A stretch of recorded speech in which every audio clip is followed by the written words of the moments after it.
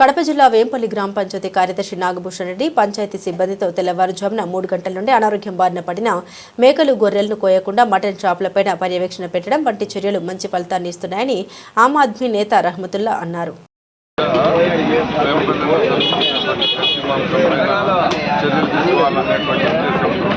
ఆమ్ ఆద్మీ నాయకుడు ప్రజలు రహమతుల్లా అలాగే మా గ్రామ పంచాయతీ సిబ్బంది సమస్యగా దాడులు నిర్వహించడం జరిగింది.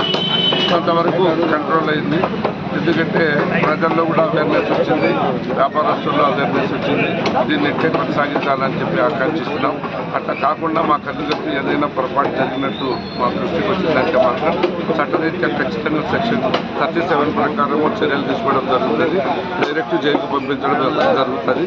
కాబట్టి జాగ్రత్తగా వ్యాపారస్తులు ఆ కోసేటువంటి ఈ జంతువులు దేన్నైనా కూడా కొట్టిని ముందు రోజే గ్రామ పంచాయతీ పరిధిలో ఉన్నటువంటి వెటర్నరీ హాస్పిటల్ దగ్గరికి తీసుకొని పోయి పరీక్షింపజేసి తీసుకొచ్చిపోతే ఇంకా మంచిదని చెప్పి సూచించడం జరిగింది.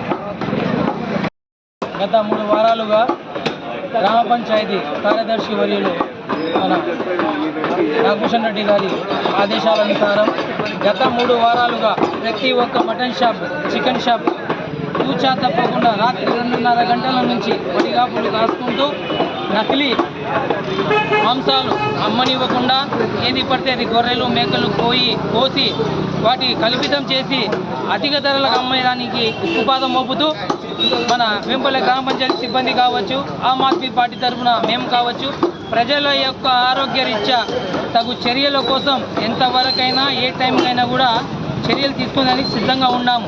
ఈ యొక్క అంగిట్లలో ఈ చికెన్ కొనేవారు కానీ మటన్ కొనేవారు కానీ మీ కళ్ళతో చూసి ఇది మటనా ఒరిజినలా కాదా మేకపోతా గొర్రెలని ఆలోచన చేసి కూడా కొనాలి. ఒకవేళ మీకు అనుమానాలు వస్తే వేంపల్లి గ్రామ పంచాయతీ సిబ్బంది కానీ కార్యదర్శి వర్యులు నాగభూషణ్ రెడ్డి గారు కానీ ఆమ్ ఆద్మీ పార్టీగా నేను ఊర్లో అందరికీ సుపరిచితుడినే కాబట్టి నాకు కూడా ఇన్ఫర్మేషన్ ఇచ్చినా కూడా వీటి అక్రమాలు అరికట్టేందుకు మేము శ్రమ చేయదలుచుకున్నాము.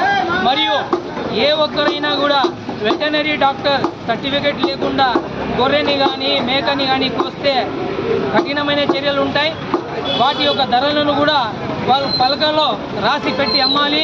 పలక లేని చోట మేక మాంసం దొరకదు. ఒకవేళ పలక లేని చోట మేక మాంసం దొరికితే అది స్ట్రైట్గా వెళ్ళి మన పోలీస్ స్టేషన్కి కంప్లైంట్ చేస్తుంది. వాటి తగిన చర్యలు తీసుకుపడతారు, చట్టపరమైన చర్యలు కూడా తీసుకుపడతారు.